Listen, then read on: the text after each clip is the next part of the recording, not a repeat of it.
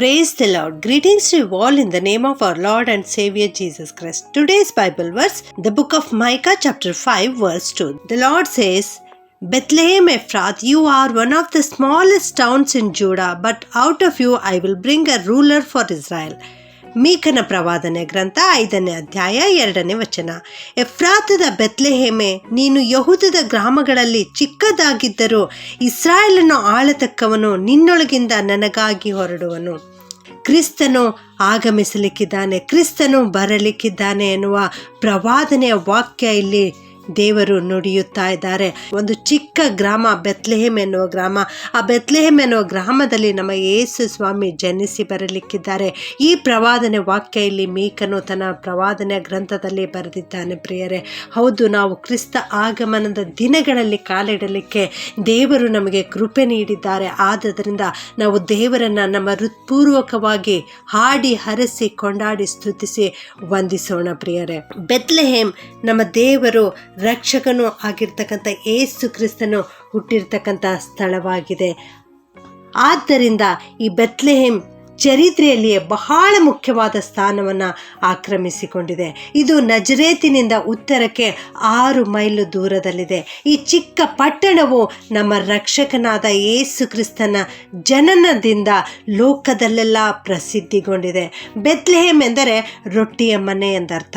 ಜೀವದ ರೊಟ್ಟಿಯು ನಾನೇ ಎಂದು ಹೇಳಿ ಲೋಕಕ್ಕಾಗಿ ತನ್ನನ್ನು ಅರ್ಪಿಸಿಕೊಂಡ ರಕ್ಷಕನು ಹುಟ್ಟಿರ್ತಕ್ಕಂಥ ಸ್ಥಳ ಈ ಬೆತ್ಲೆಹೇಮ್ ಆಗಿದೆ.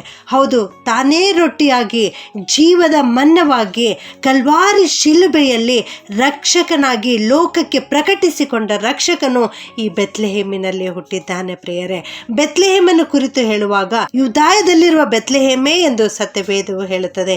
ಯೂದ ಎಂದರೆ ಕರ್ತನನ್ನು ಸ್ತುತಿಸುವುದು ಎಂದರ್ಥ. ಸ್ತುತಿಗಳ ಮಧ್ಯದಲ್ಲಿ ವಾಸಿಸುವವನು ಯೂದಾಯದಲ್ಲಿರುವ ಬೆತ್ಲೆಹೇಮಿನಲ್ಲಿ ಹುಟ್ಟಿರುವುದು ಎಷ್ಟೊಂದು ಸಮಂಜಸವಾಗಿದೆ. ಪ್ರಿಯರೇ, ನೀವು ಸಹ ಕರ್ತನಿಗಾಗಿ ಬೆತ್ಲೆಹೇಮಿನಲ್ಲಿ ಕಾಣಲ್ಪಡುವಿರಾ? ನೀನು ಯಹೂದದ ಗ್ರಾಮಗಳಲ್ಲಿ ಚಿಕ್ಕದಾಗಿದ್ದರೂ ಇಸ್ರಾಯೇಲನ್ನು ಆಳತಕ್ಕವನು ನಿನ್ನೊಳಗಿಂದ ಹೊರಡುವನು ಎಂಬ ಮಾತು ಎಷ್ಟು ಸಂತೋಷದ ಮಾತಾಗಿದೆ. ಪ್ರಿಯರೇ, ಬೆತ್ಲೆಹೇಮ್ ನವೋಮಿಯ ಸ್ವಂತ ಸ್ಥಳವಾಗಿದೆ. ಬೆತ್ಲೆಹೇಮನ್ನು ಬಿಟ್ಟು ನವೋಮಿ ಮೋವಾಬ್ ದೇಶಕ್ಕೆ ಹೋದುದರಿಂದ ಅಲ್ಲಿ ಅವಳು ಅನೇಕ ಕಷ್ಟ ನಷ್ಟಗಳಿಗೆ ಗುರಿಯಾಗಬೇಕಾಯಿತು. ತನ್ನ ಗಂಡನನ್ನು ಕಳೆದುಕೊಂಡಳು, 2 ಗಂಡು ಮಕ್ಕಳನ್ನು ಕಳೆದುಕೊಂಡಳು.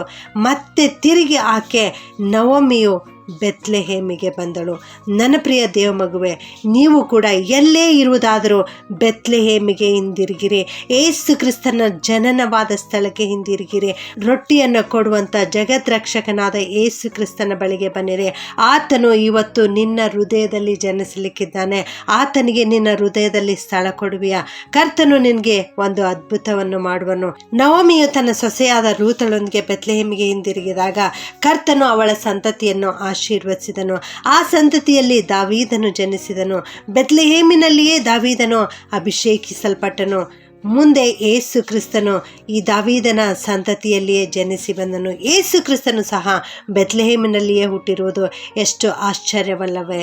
ಬೆತ್ಲೆಹೇಮಿನಲ್ಲಿ ಹುಟ್ಟಿದ ರಾಜಾದಿರಾಜನು ಕರ್ತಾದಿ ಕರ್ತನು ನಮ್ಮನ್ನು ಅರಸರನ್ನಾಗಿಯೂ ಯಾಜಕರನ್ನಾಗಿಯೂ ಅಭಿಷೇಕಿಸುತ್ತಾನೆ. ಹೌದು, ಬೆತ್ಲೆಹೇಮ್ ಎನ್ನುವ ಚಿಕ್ಕ ಗ್ರಾಮದಲ್ಲಿ ನನಗಾಗಿ ನಿನಗಾಗಿ ಜನಿಸಿ ಬಂದ ಯೇಸು ಸ್ವಾಮಿ ಇಂದು ನಿನ್ನ ಹೃದಯದ ಬಾಗಿಲಲ್ಲಿ ನಿಂತುಕೊಂಡು ತಟ್ಟುತ್ತಾ ಇದ್ದಾರೆ.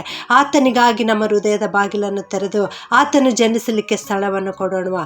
ಈ ಕ್ರಿಸ್ಮಸ್ ಸಂದರ್ಭದಲ್ಲಿ ಕ್ರಿಸ್ತನಿಗಾಗಿ ನಾವು ಸ್ಥಳವನ್ನು ಕೊಡೋಣ. ಬಡ ಜನರಿಗೆ ಸಹಾಯ ಮಾಡೋಣ, ಕಷ್ಟದಲ್ಲಿರೋರಿಗೆ ಸಹಾಯ ಮಾಡೋಣ, ರೋಗದಲ್ಲಿರುವವರಿಗೆ ಸಹಾಯ ಮಾಡೋಣ. ಆಗ ಅದುವೇ ನಿಜವಾದ ಕ್ರಿಸ್ಮಸ್ ಆಗಿರುತ್ತದೆ. ಪ್ರಾರ್ಥನೆ ಮಾಡಿಕೊಳ್ಳೋಣ. ಪ್ರೀತಿಯ ಪರಲೋಕದ ತಂದೆಯೇ, ನಿನಗೆ ಸ್ತೋತ್ರ ಸಲ್ಲಿಸ್ತೇನೆಪ್ಪ. ನೀನು ನನಗಾಗಿ ಬೆತ್ಲೆಹೇಮಿನಲ್ಲಿ ಜನಿಸಿ ಬಂದಿದ್ದೀಯಪ್ಪ, ಅದಕ್ಕಾಗಿ ನಿನ್ನನ್ನು ಕೊಂಡಾಡುತ್ತೇನೆ ಸ್ವಾಮಿ. ಇಂದು ನಮ್ಮ ಹೃದಯದಲ್ಲಿ ಜನಿಸಲು ನೀನು ಇಷ್ಟಪಡುತ್ತಿದ್ದಂತೆ ಅದಕ್ಕಾಗಿ ಸ್ತೋತ್ರಪ್ಪ. ನಮ್ಮ ಹೃದಯದ ಬಾಗಿಲನ್ನು ತೆರೆಯುತ್ತೇವೆ ಸ್ವಾಮಿ. ನಮ್ಮ ಹೃದಯದಲ್ಲಿ ಬಾ ಕರ್ತನೆ. ಕ್ರಿಸ್ತ ಆಗಮನದ ದಿನಗಳಲ್ಲಿ ಕಾಲಿಡುವ ಭಾಗ್ಯವನ್ನು ನಮ್ಮೆಲ್ಲರ ಜೀವಿತದಲ್ಲಿ ಕೊಟ್ಟದಕ್ಕಾಗಿ ನಿನ್ನನ್ನು ಸ್ತುತಿಸ್ತೇವೆ ದೇವ, ನಿನ್ನನ್ನು ಕೊಂಡಾಡುತ್ತೇವೆ ದೇವ, ನಿನ್ನನ್ನೇ ಆರಾಧಿಸ್ತೇವೆ ಸ್ವಾಮಿ. ಈ ಕ್ರಿಸ್ಮಸ್ ಸಂದರ್ಭದಲ್ಲಿ ನಿಜವಾಗಿ ಯಾರು ಕಷ್ಟದಲ್ಲಿದ್ದಾರೋ, ಬಡತನದಲ್ಲಿದ್ದಾರೋ, ಅನಾರೋಗ್ಯತೆಯಲ್ಲಿದ್ದಾರೋ ಅಂಥವರಿಗೆ ಸಹಾಯ ಮಾಡುವಂತೆ ನಮ್ಮೆಲ್ಲರಿಗೆ ಕೃಪೆ ಮಾಡಿ ನಡೆಸಬೇಕಾಗಿ ಈ ಪ್ರಾರ್ಥನೆಯನ್ನು ಯೇಸುವಿನ ನಾಮದಲ್ಲಿ ಬೇಡುತ್ತೇನೆ ತಂದೆಯೇ. ಆಮೆನ್.